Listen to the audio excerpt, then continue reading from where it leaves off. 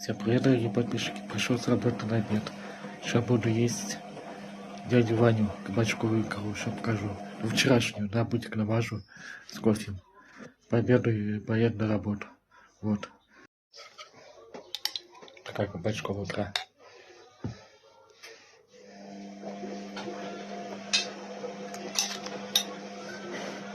Сейчас перекушу, отдохну на работу. 7-й день без выходных.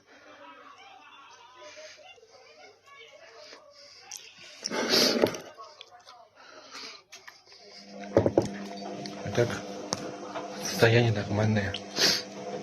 Вечером приеду, что-нибудь приготовлю вам.